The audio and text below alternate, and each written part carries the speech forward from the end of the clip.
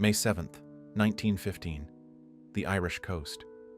The afternoon sky is pale and cloudless, the sea almost glassy, the kind of calm that makes the Atlantic feel, briefly, like something other than a graveyard. She appears on the horizon the way cathedrals appear in flat country, slowly, impossibly large, filling the frame before you understand what you are seeing. Nearly 787 feet long, 4 enormous funnels, each one wide enough to drive a pair of carriages through side by side, trailing thin threads of smoke into the still air. 32,000 tons of steel moving at 18 knots through water so clear you can watch the bow wave curl and collapse in perfect silence from a distance. Her name is Lusitania. She is the fastest ocean liner on the Atlantic. She is carrying 1,959 souls, passengers eating lunch in gilded dining rooms, children chasing each other along promenade decks, a stoker wiping grease from his hands 4 decks below the waterline. The coast of Ireland is visible to the north, near enough that passengers have begun pointing it out to each other from the railings. They are almost home. She is sailing without a naval escort. She has received no specific warning about what is waiting in the water ahead. And somewhere beneath that glassy surface, less than a mile away, a German submarine, U-20, has just raised its periscope. At 2:10 in the afternoon, everything ends. But this is not a story about a torpedo. It is about everything that came before it, the warnings that were buried, the cargo that was concealed, the intelligence that sat in a room in Whitehall while nearly 2,000 people sailed into waters that the British government already knew were being hunted. It is about the men who made calculations, and the passengers who never knew they were part of one. Before we can understand why she sank, we have to understand what she was, and what she was being used for. Chapter 1. The Race for the Atlantic. To understand the Lusitania, you have to first understand what she meant, not to her passengers, not to her crew, but to the nation that built her. In the opening years of the 20th century, ocean liners were not simply ships. They were arguments. They were the most visible, most measurable expression of a nation's industrial power, its engineering genius, its place in the hierarchy of civilized nations. The country that built the largest, fastest, most magnificent liner on the Atlantic did not merely dominate a shipping route, it dominated the world's imagination. Every crossing was a statement. Every record broken was front-page news from London to New York to Sydney. And for much of the 19th century, that argument had been won, decisively and repeatedly, by Britain. But by 1900, the argument was no longer so clean. Germany had entered the race. The Hamburg-America Line and Norddeutscher Lloyd had poured enormous resources into their Atlantic fleets, and by the early 1900s, German ships held the Blue Riband, the unofficial title awarded to the fastest transatlantic crossing. German funnels were the ones photographed in the papers. German ships were the ones the wealthy booked first. For Britain, this was not merely a commercial inconvenience, it was a national embarrassment. Cunard Line felt the pressure most acutely. Founded in 1839 by Samuel Cunard, it was one of Britain's oldest and most storied shipping companies, the firm that had made the transatlantic crossing a reliable, scheduled enterprise rather than an act of faith. But Cunard's ships were aging, their rivals were faster, and building the kind of vessels that could reclaim supremacy on the Atlantic required capital that no private company could easily raise on its own. What happened next was kept quiet for years. In 1903, the British government struck a deal with Cunard.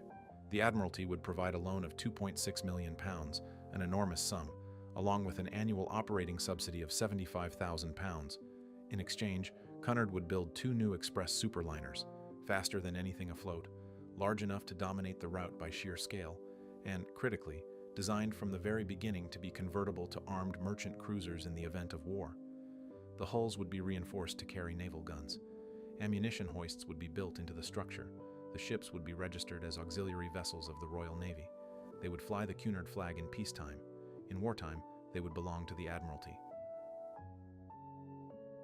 The 2 ships were named Lusitania and Mauretania.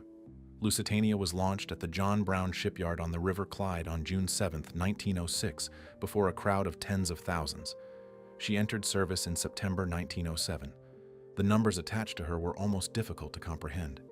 At 787 feet in length, she was the largest moving object ever constructed by human hands.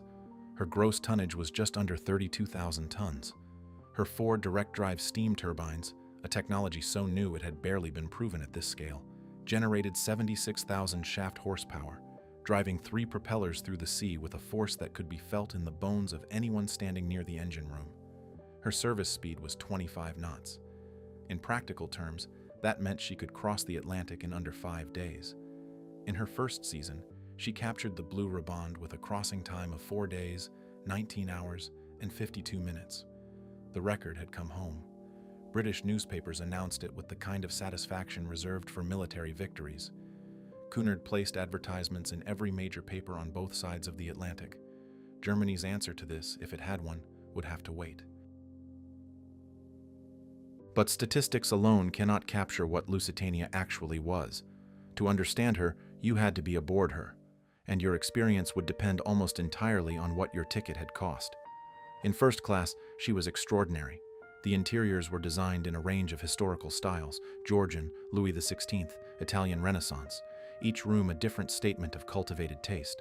The first-class dining saloon stretched the full width of the ship and rose 2 decks high, its domed ceiling painted in cream and gold. There were private promenade decks, a veranda cafe, a smoking room paneled in rich mahogany, staterooms fitted with furniture that would not have looked out of place in a London townhouse. The transatlantic crossing, for those who could afford it, was not a journey. It was a destination in itself. In second class, the ship was comfortable, perhaps more comfortable than most passengers had experienced in any hotel ashore. In third class, the picture shifted. The accommodation was functional, the spaces shared, the steel walls undisguised, and at speed, the speed that had made Lusitania famous, the speed that the Admiralty's subsidy had specifically demanded. The ship's massive turbines produced vibrations that transmitted through the hull with relentless persistence.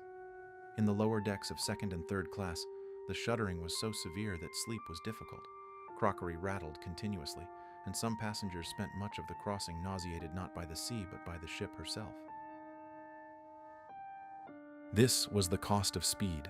The turbines that could outrun any naval vessel then in existence, that could theoretically carry Lusitania out of danger faster than danger could follow, also made the lower portions of the ship nearly uninhabitable at full power.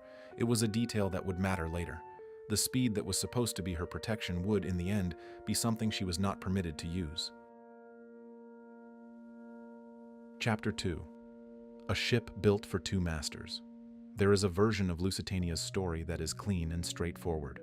A great ship, the pride of the British merchant fleet, serving the most glamorous shipping route in the world for 7 brilliant years before meeting a violent end in wartime. That version is not false, but it is incomplete, because from the moment her keel was laid on the Clyde, Lusitania was living 2 lives simultaneously, and only one of them was visible to the people who sailed aboard her. The agreement between Cunard and the British Admiralty was not publicized. It did not need to be. What mattered was what it required, and what it required was specific. The ships were to be built not merely as ocean liners that could be adapted in an emergency, but as vessels designed from the structural foundation upward, with military conversion already engineered into them. The decks were reinforced with steel strong enough to bear the weight and recoil of naval guns. The positions where those guns would be mounted were identified in the plans before the first plate was riveted. Ammunition hoists, vertical shafts running from the lower cargo holds up through the ship's interior, were incorporated into the design, hidden within the architecture of a luxury liner, the way load-bearing walls are hidden within plaster. They were not afterthoughts. They were intentions. Lusitania was built to carry passengers. She was also built to carry weapons. These 2 purposes lived inside the same hull, separated only by the question of which flag was flying over which war. For 7 years, the passenger version dominated. From her maiden voyage in September 1907 through the summer of 1914, Lusitania was the most celebrated ship on the Atlantic. She crossed repeatedly, season after season, and each crossing was an event. The wealthy booked her as a matter of social obligation.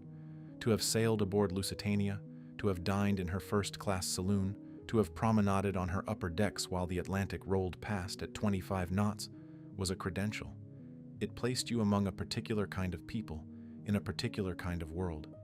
Alfred Vanderbilt was among the most prominent of her regular passengers, heir to one of the greatest American fortunes, immaculately dressed, effortlessly at ease in the first-class world that Lusitania had been built to serve. He crossed the Atlantic so frequently that the ship's senior staff knew him by name. Charles Frohman, the the most powerful theatrical producer on Broadway and in the West End, was another. Frohman had made careers, launched plays, and built the careers of actresses whose names filled newspaper columns on both sides of the ocean. He crossed regularly, conducting business at sea with the calm efficiency of a man who had long since made his peace with the Atlantic. These were the people Lusitania was meant for, the people whose presence made her famous, whose names in the passenger lists made other names want to appear there too. The years passed. Records were traded between Lusitania and her sister Mauretania. Both ships exceeded the speeds their designers had promised. Both ships took the blue riband at various points, and their rivalry became a kind of sport, followed by people who had never been near an ocean liner and never intended to be. The Edwardian world was still intact, still confident, still operating on the assumption that the network of trade and diplomacy and common interest that connected the great powers was fundamentally stable. The ships were evidence of this. Nothing this magnificent, this expensive, this devoted to the pleasures of civilization could exist in a world genuinely heading toward catastrophe. Then, in the summer of 1914, the world catastrophically proved itself wrong. The assassination of Archduke Franz Ferdinand in Sarajevo on June 28th triggered a cascade of mobilizations, ultimatums, and declarations that dragged the major European powers into war within 6 weeks. Britain entered the conflict on August 4th, honoring its treaty obligations to Belgium. Within days, the Admiralty began requisitioning merchant vessels. Mauretania was taken almost immediately, her passenger service suspended, her future uncertain. Lusitania was a more complicated case. She consumed coal at a rate that made her prohibitively expensive to operate as a troop ship. Her sheer size created logistical problems. The Admiralty assessed her and, for the moment, decided she was more valuable continuing in commercial service, generating revenue for Cunard, maintaining the fiction that Atlantic trade was proceeding normally, demonstrating to the watching world, and particularly to the watching United States, that Britain was not panicking. She continued to cross, but the nature of what she carried began, quietly, to shift. The manifests filed with customs in New York told one story. The reality in her cargo holds sometimes told another. Rifle ammunition, millions of rounds, documented in the records, though not always prominently, began appearing in her cargo on a regular basis. Artillery shell casings, military stores listed under commercial descriptions. Britain needed war materiel from America, and America was officially neutral, which meant the movement of that materiel required a degree of discretion. A civilian ocean liner was a more comfortable vehicle for that discretion than a vessel that looked like what it was. The hidden clause in Lusitania's design had always imagined her as a warship waiting to be revealed. What no one had designed for was the more ambiguous middle state, a passenger ship that was not quite a warship, but was no longer quite simply a passenger ship either. She flew the Cunard flag. She carried paying passengers. She also carried cargo that, under the laws of war as Germany understood them, gave any submarine commander a legal argument for putting a torpedo in her side. Lusitania sailed into the summer of 1914 as the most famous liner in the world. She sailed into 1915 as something harder to categorize, and that difficulty of categorization would cost nearly 1,200 people their lives. Chapter 3. Room 40 and the Hunters Below. Beneath the Admiralty building in London, down a corridor and behind an unmarked door, sat a room that did not officially exist. It had no sign. It did not appear on any organizational chart distributed to the general staff. The people who worked there did not discuss their work outside its walls, but by the spring of 1915, Room 40, the code-breaking unit of British naval intelligence, knew more about the movements of the German submarine fleet than many German admirals did. The unit had been established in the first weeks of the war, after a remarkable stroke of fortune delivered into British hands something the Germans believed to be safely lost. In August 1914, a German naval vessel ran aground off the coast of Finland. Russian divers recovered the ship's codebooks from the wreck and passed them to the British. Over the following months, additional codebooks were captured, salvaged, or obtained through means that the Admiralty did not publicize. By early 1915, Room 40's analysts could read German naval wireless signals with a fluency that represented one of the most significant intelligence advantages in the history of warfare. They knew where U-boats had been ordered. They knew where they were operating. They knew, often within hours, when a submarine had made a kill. In the first week of May 1915, What Room 40 knew was this: U-20, a Type U-19 submarine commanded by Captain Lieutenant Walter Schwieger, was operating in the waters off the southern coast of Ireland, precisely the waters through which Lusitania would pass on her approach to Liverpool. In the days leading up to May 7th, U-20 had already sunk 3 vessels. On May 5th, she torpedoed the Candidate, a Harrison Line cargo ship, without warning. Later that same day, she sank the Centurion, another cargo vessel. On May 6th, she attacked the Earl of Latham, a small schooner. 3 ships, 3 kills, all in the same stretch of water that Lusitania was sailing toward. The Admiralty knew, Room 40 knew, and the question of what was done with that knowledge, what warnings were issued, what escorts were ordered, what communications were sent to Captain William Turner aboard Lusitania as she crossed the Atlantic, is the question that sits at the center of this story like a stone at the bottom of a clear pool, visible, undeniable, and never fully accounted for. To understand what Germany believed it was doing, you have to go back to February 1915. The British naval blockade of Germany was by then causing genuine suffering. Food and raw materials were being choked off. Germany's response was to declare the waters surrounding the British Isles a war zone, within which any enemy vessel could be sunk without warning. Neutral ships were advised to stay clear. The declaration was a significant escalation. It effectively announced that the traditional rules of naval warfare, which required a submarine to surface and give passengers and crew time to evacuate before sinking a vessel, would no longer apply. The German embassy in Washington took the declaration seriously enough to do something unusual. It placed newspaper advertisements in American papers, warning passengers that sailing aboard British ships in the declared war zone was dangerous. One of those advertisements appeared on May 1st, 1915, the morning of Lusitania's departure from New York, in several major papers. In some of them, by a coincidence of layout that struck many readers as more than coincidental, the German warning ran in a column directly adjacent to Cunard's own advertisement for Lusitania's sailing. Most of the passengers who saw it dismissed it. The warnings had been running for weeks. No British passenger liner had yet been sunk. The idea that Germany would torpedo a ship carrying nearly 2,000 civilians, many of them Americans from a nation that was officially neutral, seemed to most people either implausible or simply too monstrous to dwell on. They had tickets. They had business to attend to. They had people waiting for them in Liverpool. They boarded. Among those who walked up the gangway at Pier 54 in New York on the morning of May 1st was Alfred Vanderbilt. He was 37 years old, one of the wealthiest men in America, traveling to London to attend a meeting of the International Horse Show Association. He had received a telegram that morning, sent by someone whose identity was never established, warning him not to sail. He ignored it. He had crossed on Lusitania before. He knew the ship. He went aboard. Charles Frohman was also there. He was 59, walked with a cane due to severe arthritis, and had been warned by friends not to make the crossing. He declined to change his plans. He had productions to oversee in London, contracts to negotiate, actors whose careers required his attention. He was, by all accounts, entirely calm as the ship departed. They were the famous names, but the manifest ran to nearly 2,000. There were mothers traveling with infants. There were businessmen making routine crossings. There were emigrants heading to Britain for reasons of their own. There were crew members who had served aboard Lusitania for years, stokers and stewards and engineers for whom this was simply the next voyage in a long succession of voyages.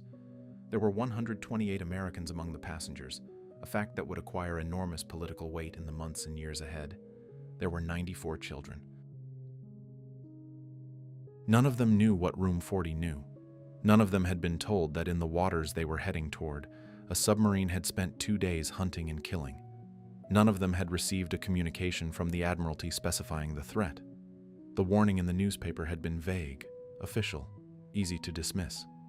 The ship sailed on a bright spring morning, her funnels trailing smoke, the crowd on the pier waving. Lusitania moved into the Hudson River and turned toward the sea. She was sailing, as she always had, at the intersection of 2 worlds, the civilian and the military, the visible and the concealed. The people aboard her knew only one of those worlds. The other one was already waiting. Chapter 4. The Last Morning. The crossing had been largely uneventful. 6 days at sea, the Atlantic behaving with reasonable civility, the ship performing as she always did, powerfully, reliably, with the particular confidence of a vessel that had made this passage hundreds of times before. By the evening of May 6th, Lusitania was approaching the southwestern coast of Ireland, and Captain William Turner was beginning the final, careful work of bringing a ship of this size into home waters. Turner was 61 years old and had spent virtually his entire adult life at sea. He had served with Cunard for decades, working his way through the ranks with the methodical patience of a man who trusted competence over brilliance. He was not glamorous. He did not cultivate the social world of the first-class passengers the way some captains did, working the dining rooms and the promenades, performing the role of distinguished host that the wealthy expected. Turner preferred the bridge. He was known as a careful navigator, precise and conservative, a man who made decisions based on conditions rather than schedules. On the evening of May 6th, Lusitania sailed into fog. Turner reduced speed from 21 knots to 15, a standard precaution in reduced visibility. It was the kind of decision that any responsible commander would make without hesitation. The Irish coast was approaching, the waters were busy, and a ship moving at full speed through fog was a ship inviting collision. He also ordered the lifeboats swung out on their davits, a precautionary measure that acknowledged the warnings about submarine activity in these waters without treating them as cause for alarm. This decision, the reduction in speed, would later be used against him. At the inquiry that followed the disaster, Admiralty lawyers would argue that Turner had disobeyed standing instructions to maintain maximum speed in submarine waters. The instructions themselves were vague, inconsistent, and had been communicated in a form that made their precise requirements a matter of interpretation. But interpretation, in the aftermath of catastrophe, is shaped by whoever most needs to assign blame. Turner had reduced speed. That fact would be placed in the record and pointed at repeatedly. By the morning of May 7th, the fog had lifted.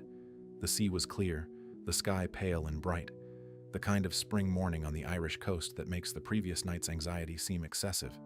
Turner increased speed to 18 knots, not full speed, but a reasonable compromise between caution and schedule.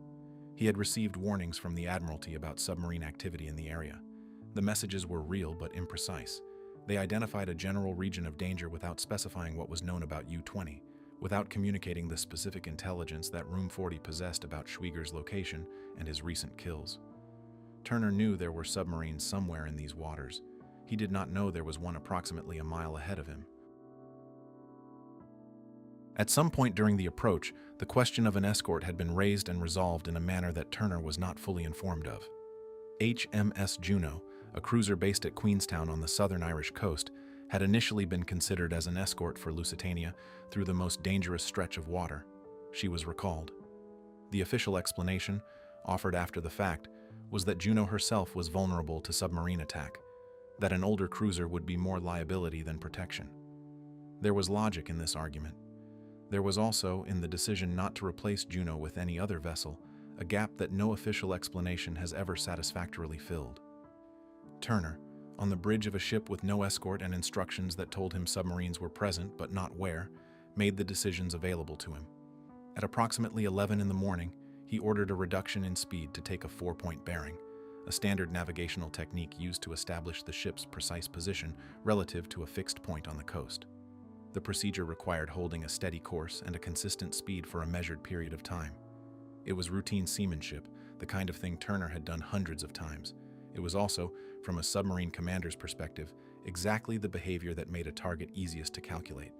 A ship holding steady course and steady speed is a ship whose future position can be predicted with confidence.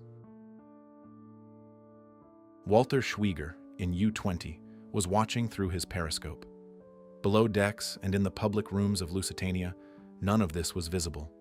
The last morning had the quality that last mornings sometimes have in retrospect, an ordinary perfection, the texture of normal life proceeding without awareness of its own fragility. The first-class dining saloon was filling for lunch. The smell of food moved through the corridors. Passengers who had spent 6 days finding their sea legs were now comfortable, relaxed, beginning to think about arrival. The Irish coast was visible to the north, green and specific, close enough that people were pointing it out to each other from the promenade deck. Children ran along the open decks in the afternoon sun. Someone had organized a small gathering in the lounge. Alfred Vanderbilt was seen in the first-class smoking room, composed and unhurried, the picture of a man at ease with his surroundings. At 1:20 in the afternoon, Turner took another bearing. His position was confirmed. Liverpool was hours away. The most dangerous stretch of water was, by his reckoning, nearly behind them. At 2:10 in the afternoon, a lookout on the starboard bow saw a thin white line beneath the surface of the water, moving toward the ship with a directness that left no room for interpretation. The words reached the bridge in seconds. Torpedo. Starboard side. There was no time. At 25 knots, a torpedo covered the distance between U-20 and Lusitania's hull in under a minute. At 18 knots, there was even less margin. Turner ordered a hard turn to port, an attempt to present the ship's narrow stern rather than her broad flank to the incoming weapon. The order was correct. It was also irrelevant. The torpedo struck the starboard side just forward of the bridge at 2:10 p.m., detonating against the hull with a force that was felt throughout the entire length of the ship. Then something happened that no one has ever fully explained. A second explosion followed, larger than the first. A deep, rolling detonation that erupted from somewhere inside the ship and sent a column of debris and steam high above the funnels. Witnesses described it as distinctly different from the torpedo impact, a separate event rather than an echo of the first. What caused it has been debated ever since. Exploding munitions in the cargo hold, a boiler, a coal dust explosion in a bunker partially emptied by the crossing. No inquiry has ever produced a definitive answer, and the uncertainty has fed every theory and counter-theory about what Lusitania was actually carrying. What is not debated is the effect. Chapter 5. 18 minutes. The list came first. Before the panic, before the noise, before anyone fully understood what had happened, the ship simply leaned, a slow, relentless tipping to starboard that transformed every familiar surface into something treacherous. Deck chairs slid, glasses fell. People who had been standing found themselves grabbing for railings, for door frames, for anything fixed to the structure of a ship that was no longer behaving like a ship. In the first-class dining saloon, lunch had been in progress. The explosion had thrown people from their seats, shattered crockery, sent food and wine across the tilting floor. Those who were not injured by the impact itself picked themselves up and moved toward the exits, following the instinct to get above decks, to reach open air, to see what had happened. The corridors were filling. On the stairways, people moved in both directions, some ascending toward the boat deck, others, disoriented or searching for family members, pressing against the flow. The ship's angle was increasing with a speed that left almost no margin for organized thought. On the boat deck, the crew was already working the davits, but Lusitania had been designed for a ship that sat level in the water, and she was no longer level. The starboard list, already beyond 15 degrees and growing, meant that the port-side lifeboats, which should have swung clear of the hull on their davits and descended to the water in a controlled drop, instead swung inward, pressing against the ship's side. They could not be launched cleanly. Some were lowered anyway, scraping down the hull's riveted surface, spilling their occupants into the sea before touching the water. Others were released prematurely by crew members overwhelmed by the pace of events, dropping at steep angles, one end hitting the water while the other was still attached to the falls, capsizing on impact. On the starboard side, the geometry was different, but no less dangerous. The list swung the starboard boats outward and downward, away from the deck, making them difficult to board. Passengers attempting to climb in found themselves reaching across open air, the boat hanging at an angle below them, the sea already visible far closer than it should have been. Some managed it, others fell. The boats that were successfully launched on the starboard side were frequently overloaded, lowered too fast by crew members who understood that time was the only currency left, and several hit the water hard enough to throw passengers overboard on impact. The noise, survivors said, was unlike anything they had words for. The groan of the ship's steel as the hull bent under stresses it had never been designed to accommodate. The hiss and roar of steam escaping from ruptured lines below. The sound of objects, furniture, machinery, cargo, sliding and crashing through compartments as the list increased. And beneath all of it, constant and growing, the sound of water. Not the familiar sound of the sea against the hull, but the deeper, more intimate sound of water inside the ship, moving through spaces where it had no right to be, filling the lower decks with a speed that the 18-minute timeline makes brutally clear. The sea off the southern Irish coast in May is cold. Not the lethal cold of the North Atlantic in April, the cold that had killed Titanic's passengers within minutes of immersion, but cold enough to drive the breath from a person's lungs on entry, cold enough to begin sapping strength within minutes, to make swimming a diminishing proposition, to silence people who had been calling for help with a gradual, merciless efficiency. Those who entered the water near wreckage could sometimes find something to hold. Those who entered it in open water, with nothing within reach, faced a simpler arithmetic. Alfred Vanderbilt was seen on the boat deck as the ship went under. Multiple survivors reported the same image. One of the wealthiest men in America, standing calm among the chaos, his own lifebelt already removed and being pressed into the hands of a young woman traveling with an infant. He was methodical about it, helping to fasten it, ensuring it was secure. He was last seen standing at the railing as the deck tilted further beneath him. His body was never recovered. He was 37 years old. Charles Frohman was found near the railing with a small group of passengers as the final moments came. He was calm, those who survived nearby recalled. The same unruffled composure that had defined him in business, in negotiation, in the theater world he had spent his life inhabiting. Whether he spoke the words attributed to him in the aftermath, words drawn from a play he had produced, from the character of Peter Pan, about death being the greatest adventure, cannot be verified with certainty. The witnesses who reported them were survivors speaking from shock and grief, but the words passed into the record, into the newspapers, into the particular mythology that disasters generate around their dead. Frohman's body was also never recovered. Captain Turner did not leave the bridge. He remained at his post as the water rose, as the bow went under, as the ship's angle became so extreme that standing was no longer possible. The sea reached him where he stood. He was washed from the bridge by the rush of water as Lusitania made her final plunge, thrown into the sea with nothing but whatever the ocean chose to offer him. What it offered was a wooden wicker deck chair floating in the debris field of his ship. Turner grabbed it. He held on. He remained in the water for 3 hours, unconscious for much of that time, until a rescue vessel found him and pulled him from the sea. He survived. He would spend the next several years being formally and informally blamed for the loss of his ship, a process that the Admiralty found considerably more useful than examining its own conduct. When the last funnel went under, the count was already being assembled, though no one aboard the rescue vessels that reached the scene knew it yet. Of the 1,959 people who had sailed from New York 6 days earlier, 1,198 were dead. Among them were 128 Americans. Among them were 94 children. The youngest was a 3-month-old infant. The oldest was identified only by what remained: a name in the manifest, a cabin number, a ticket purchased weeks before at a counter in New York. The sea off the old head of Kinsale was covered with wreckage for miles. Lifeboats, deck chairs, luggage, the floating remnants of everything a ship of this size contains, and among it all, the survivors, some clinging to wreckage, some still swimming, some no longer moving. Local fishing boats from the nearby Irish coast arrived first, their crews pulling people from the water with the wordless efficiency of people responding to a catastrophe too large to fully comprehend. It had been 18 minutes from the sound of a torpedo to the silence of open water. Chapter 6. The Conspiracy of Convenience. The survivors were still being pulled from the water when the machinery of official explanation began to move. This is not a metaphor. It is a documented sequence of events. Within hours of the sinking, before the final death count had been established, before the last rescue vessel had returned to Queenstown, communications were already passing between the Admiralty, the Foreign Office, and Cunard about the shape of the narrative that would follow. Who would speak first? What would be said?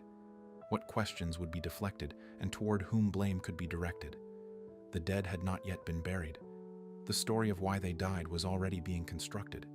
To understand what the Admiralty knew, you have to return to Room 40, and to a specific sequence of intelligence that the codebreakers had assembled in the days before May 7th. They knew U-20 was operating in the waters south of Ireland. They knew she had sunk 3 vessels in 2 days. They knew her approximate position. This was not vague situational awareness. This was specific, actionable intelligence about a specific submarine in a specific stretch of water through which a specific passenger liner, one of the most famous ships in the world, carrying nearly 2,000 people, was scheduled to pass within hours. What was done with this intelligence is the question. The Admiralty issued general submarine warnings to vessels in the area. These warnings were real but deliberately imprecise. They identified a broad region of risk without communicating the specific intelligence that would have told Turner exactly what he was sailing toward. The reason for this imprecision is not hard to identify. To communicate the specific intelligence would have been to reveal that Britain could read German naval signals. Room 40 was too valuable to expose, even to protect a single ship. This was, in the cold logic of wartime intelligence, a defensible calculation. Nations routinely protect their sources at significant cost. What makes it harder to defend is what followed, or rather, what did not follow. HMS Juno, the cruiser based at Queenstown, had been considered as an escort for Lusitania through the most dangerous stretch of her approach. She was not sent. She was, in fact, recalled from the area entirely on May 6th, the day before the sinking. The official reason given was that Juno was herself vulnerable to submarine attack and would have been a liability rather than a protection. This reasoning was not without merit. Older cruisers had already been lost to U-boats, and there was genuine strategic logic in not risking another vessel. But the conclusion that followed, that no escort of any kind should be sent, that no destroyer should be diverted, that nothing should be done to cover Lusitania's approach, was not forced by that logic. It was chosen. The destroyers that were available were elsewhere. They were engaged in escorting HMS Orion, a single battleship, through waters that were not, at that moment, the most actively hunted on the British coast. The battleship received a protective screen. The passenger liner carrying nearly 2,000 civilians received nothing. No instruction to divert her course. No instruction to increase her speed to the maximum that would have taken her through the danger area faster than any submarine could track. No escort. No warning specific enough to tell Turner what Room 40 already knew. Into this silence steps a figure whose presence in this story has never been satisfactorily resolved. Winston Churchill was 40 years old in May 1915 and serving as First Lord of the Admiralty, the political head of the Royal Navy. He was not a man who lacked opinions about the strategic situation, and he had expressed one with particular clarity in a letter written earlier in the war, in which he outlined the value to Britain of drawing the United States into the conflict. America's industrial capacity, its manpower, its financial resources. These were things that could change the course of the war. The obstacle was American neutrality and the isolationist sentiment that sustained it. What might overcome that sentiment, Churchill had reflected, was an incident, something that made the human cost of European barbarism impossible for American public opinion to continue ignoring. He did not order the sinking of Lusitania. There is no document, no credible evidence that the disaster was deliberately arranged. What exists is something more ambiguous, and in some ways more troubling. A man in a position of authority who understood what American deaths on a British ship might accomplish, who had the intelligence to know that a German submarine was hunting in the exact waters Lusitania was sailing through, and whose office took no action to prevent the encounter.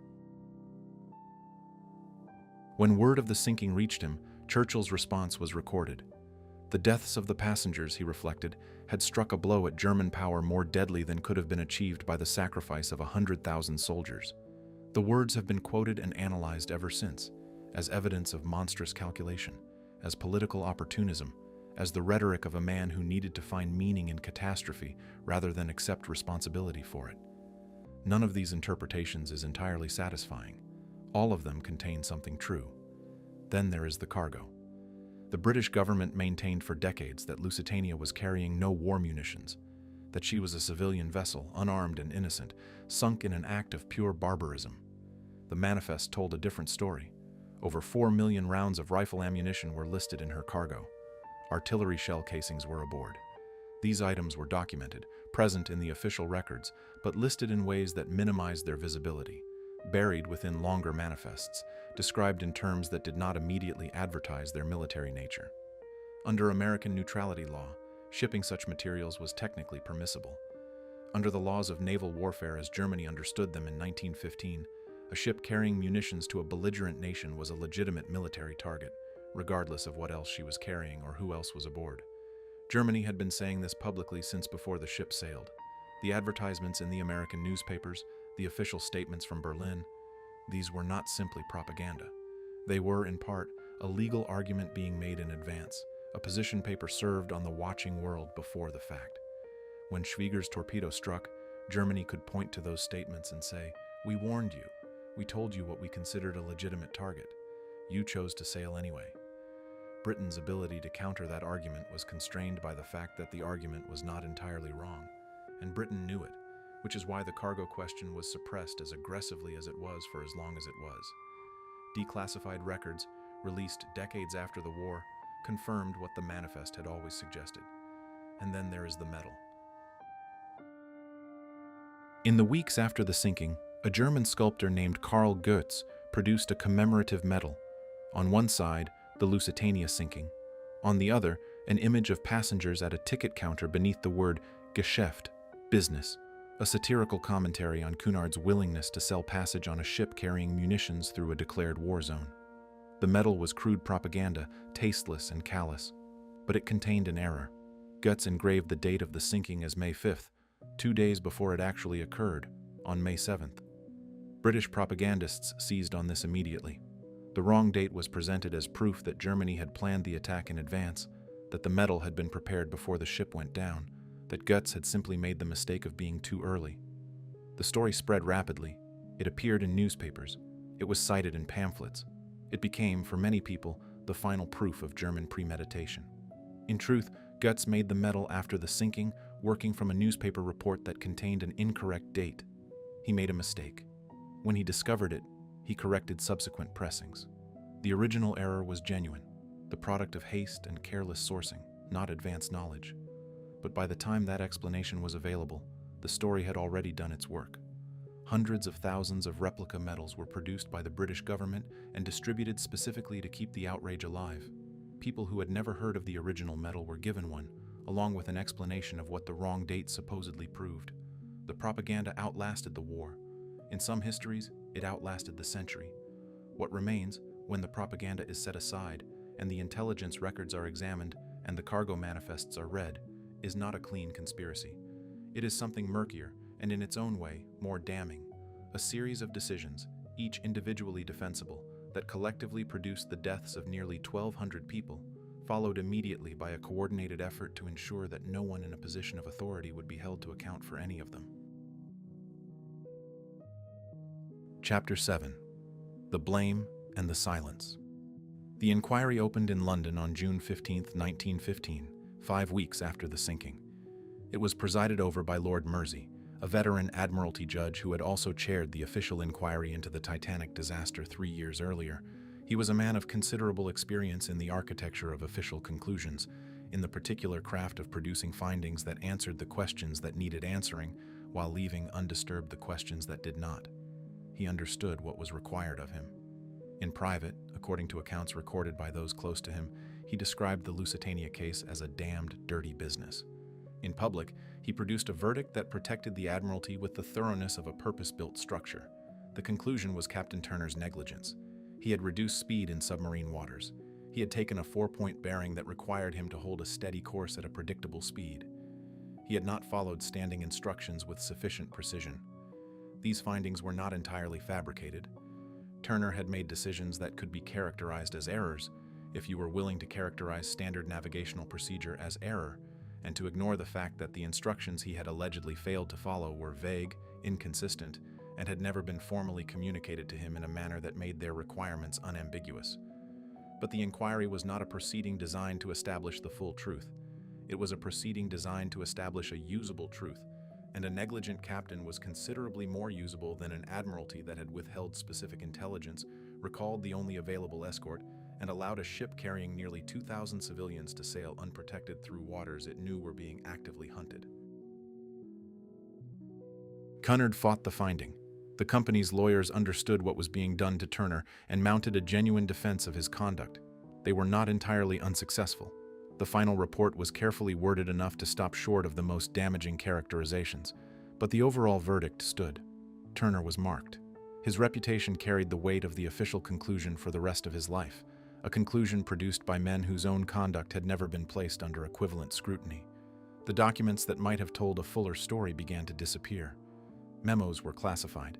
Intelligence communications were withheld. The specific cables that passed between Room 40 and the relevant Admiralty offices in the days before May 7th were not produced at the inquiry. The question of what warnings had been sent, in what form, with what degree of specificity, was managed rather than answered. Some of the relevant records remained classified for decades. Others have never fully surfaced. The archive of the Lusitania case has the particular texture of a collection that has been edited, not all at once, not crudely, but with the persistent attention of people who understood which documents were dangerous and ensured they were handled accordingly. In Germany, the initial reaction to the sinking had been something that the government would shortly come to regret. Some newspapers celebrated. The medal was minted. There was, in certain quarters, a satisfaction at the blow struck against British commerce and British prestige. This mood lasted approximately as long as it took for the American reaction to arrive across the Atlantic. The ship herself lay on the bottom of the sea off the Irish coast, in approximately 300 feet of water, and for decades the British government maintained a studied disinterest in what she contained. Then, in 1967, the wreck came up for auction. It was a peculiar proceeding, a silent auction for the rights to a sunken ocean liner, and it attracted, as far as the public record shows, exactly two serious bidders. One was a representative of British intelligence. The other was an American diver named John Light, who had already made multiple dives on the wreck and who had developed strong views about what the second explosion meant.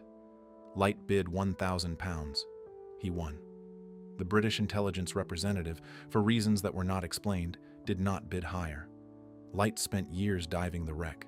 His conclusion, developed from extensive examination of the damage patterns on the hull, was that the second explosion, the larger one, the one that had accelerated the sinking so catastrophically, the one that no official inquiry had ever satisfactorily explained, had been caused by the detonation of munitions stored in Lusitania's cargo holds, the rifle ammunition, the shell casings, the material that the British government had spent decades insisting was not militarily significant, or was not present in dangerous quantities, or was not relevant to the question of why the ship had gone down so fast. The British government declined to comment on Light's findings. It has continued to decline, in various forms and through various administrations, ever since. The wreck deteriorates on the seabed, collapsing slowly inward, taking with it whatever physical evidence remains of what she carried and what it did. The sea keeps its own counsel. The archive has been edited, and the questions that Lord Mersey chose not to ask in June 1915 remain, a century later, without satisfactory answers. Chapter 8. The Road to War. History rarely moves in straight lines. It moves in the way water moves through damaged ground, finding the weakest points, pooling in unexpected places, advancing and retreating, until one day what appeared to be seepage becomes a flood. The distance between the sinking of Lusitania in May 1915 and the American declaration of war in April 1917 is not a straight line, but it is a connected one, and the connection runs through the memory of 1,198 people at the bottom of the Irish Sea. Wilson held. Through the summer and autumn of 1915, through the diplomatic exchanges with Berlin, through the continuing losses of American lives on Atlantic shipping, he held the position that America's interests were best served by remaining outside the European catastrophe. He was not naive about what was happening. He understood the pressure. He understood what Roosevelt and the interventionist voices in the press were saying, and he understood that they were not entirely wrong. But he also understood that the American public, for all its outrage over Lusitania, was not yet ready to send its sons to the trenches of the Western Front. He read his country correctly, and he waited. Germany, for its part, pulled back. In the aftermath of the American uproar over Lusitania, Berlin quietly modified its submarine warfare policy. In September 1915, Germany pledged not to sink passenger liners without warning and without ensuring the safety of those aboard. It was not a full concession, but it was enough to reduce the immediate pressure. Wilson accepted it as progress. The diplomatic temperature dropped. The war continued without America, as it had before, grinding through its enormous casualties on the Western Front, while the two sides settled into the logic of attrition that neither had intended, but neither could escape. Then, in January 1917, Germany made its calculations again and arrived at a different answer. The military leadership in Berlin had concluded that the war could not be won on land. The Western Front had consumed hundreds of thousands of lives on both sides and moved the lines by distances measurable in yards. The only path to victory, the German High Command believed, was to strangle Britain economically, to cut off the supply lines across the Atlantic so completely that Britain would be forced to negotiate before American intervention could tip the balance. On February 1, 1917, Germany announced the resumption of unrestricted submarine warfare. Any vessel, neutral or belligerent, passenger or cargo, found in the waters around Britain could be sunk without warning. Germany's leadership understood what this meant for American relations. They gambled that Britain would collapse before America could mobilize and deploy a meaningful force. It was a rational calculation. It was also catastrophically wrong. The Zimmermann telegram arrived in Washington days later, decoded by British intelligence, by the inheritors, in a sense, of Room 40's methods, and shared with the American government with the precise timing of people who understood exactly what it would accomplish. It was a secret communication from German Foreign Secretary Arthur Zimmermann to the German ambassador in Mexico, proposing that if the United States entered the war, Mexico should join the conflict on Germany's side. In exchange, Germany would help Mexico recover what the telegram called its lost territory, meaning Texas, New Mexico, and Arizona. The proposal was genuine. When it became public in early March 1917, the American reaction made the outrage over Lusitania look measured by comparison. The abstract European war had just proposed to fight itself on American soil. American merchant ships began to be sunk in February and March. The Sussex, the Algonquin, the City of Memphis, names that joined a growing list. Each sinking renewed the same argument, invoked the same history, pointed back to the same reference point. On April 2, 1917, Wilson appeared before a joint session of Congress and asked for a declaration of war. In his address, he cited the submarine campaign, the Zimmermann telegram, and the accumulated evidence of German conduct toward neutral shipping. He cited Lusitania. The ship that had gone down 23 months earlier was invoked in the Senate chamber as the original evidence, the first clear statement of what Germany was willing to do and what it considered acceptable. Congress voted for war on April 6, 1917. The question of whether Lusitania dragged America into the war is one that historians have debated ever since, and the honest answer is that it did not do so alone, or directly, or immediately. What it did was plant something, a specific, named, human-scaled outrage that could not be abstracted away, that kept the account open, that ensured every subsequent German provocation was measured against an established record. The Zimmermann telegram and the resumption of unrestricted submarine warfare were the immediate triggers, but they ignited a charge that Lusitania had spent 23 months quietly laying. The arithmetic at the end of it is worth stating plainly. On May 7, 1915, 128 Americans died in 18 minutes in the Irish Sea. Their deaths became part of the moral and political architecture that brought the United States into the First World War. The war killed 116,000 Americans before it ended in November 1918. Whether those 116,000 deaths were made more or less likely by what happened to those 128 people, whether the chain of consequence that connects them represents tragedy compounded or tragedy that might have been avoided, is a question that has no clean answer. What is certain is that the connection exists and that the men who made the decisions in the days before May 7th understood at some level that it might. Churchill said the dead had struck a blow more powerful than 100,000 soldiers could have achieved. He was not wrong about the effect. He was simply wrong to find in it anything other than cause for grief. Chapter 9. What the Water Keeps. She is still there. Approximately 300 feet beneath the surface of the sea off the old head of Kinsale, on the southern Irish coast, Lusitania lies on her side where she fell on the afternoon of May 7, 1915. The headland is visible from the wreck site on a clear day, close enough that people standing on the cliffs could once watch her smoke on the horizon when she passed. Close enough that the fishermen who pulled survivors from the water that afternoon could see the land they had come from. She did not sink in the deep ocean, anonymous and unreachable. She sank close enough to shore that the sound of her distress whistles carried to the coast. Time has not been kind to her. The wreck is badly deteriorated, collapsing slowly inward under the weight of its own corroded steel, the hull plates separating, the superstructure long since dissolved into the debris field that surrounds her. She is not the ship she was. She does not look, in the photographs brought back by divers, like a vessel waiting to be raised or restored. She looks like what she is, the remains of something that was destroyed, settling gradually into the seabed, becoming over the course of a century less a ship and more an absence in the shape of one.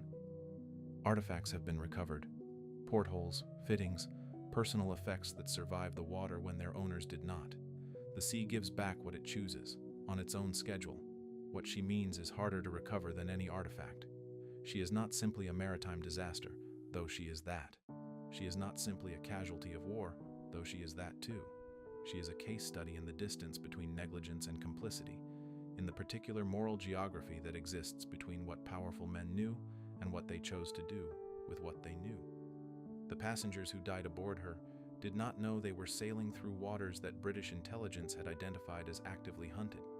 They did not know that the specific submarine that killed them had already sunk 3 ships in 2 days, and that this information sat in a room in London while no escort was dispatched and no specific warning was sent. They bought tickets. They boarded a ship. They believed reasonably that the institutions responsible for their safety were discharging that responsibility. They were not told otherwise. They were never given the chance to decide differently. In the end, after the inquiries and the classified documents and the propaganda and the diplomatic cables and the declarations of war and the 116,000 Americans who followed the 128 into the arithmetic of this conflict, what remains most stubbornly human about the story of Lusitania is not the machinery of it, not Churchill's rhetoric or Room 40's intelligence or the cargo manifest or Lord Mersey's verdict. What remains is a man standing on a tilting deck with his lifebelt already removed, pressing it into the hands of a woman he did not know, calm in the middle of catastrophe, with 18 minutes left and no illusions about the mathematics of the situation. What remains is a captain, washed from the bridge of his own ship, floating unconscious in the Irish Sea for 3 hours on a wooden wicker chair, surviving to spend the rest of his life blamed for what was done to him. What remains is 94 children. The sea is indifferent. It was indifferent on the afternoon of May 7th, 1915, glassy and pale and beautiful, offering no warning and no comfort, receiving the ship and her dead with the same equanimity it brings to everything. The sea does not distinguish between the preventable and the inevitable. It does not record what was known and when, or what was decided in which room by which men, or what calculations were made about the relative value of the living and the dead. The men on shore were not indifferent. That is the difference. And it is the difference that has never been fully accounted for, never fully answered, never resolved into anything cleaner than the question it has always been. The water keeps what it keeps. The rest is ours to carry.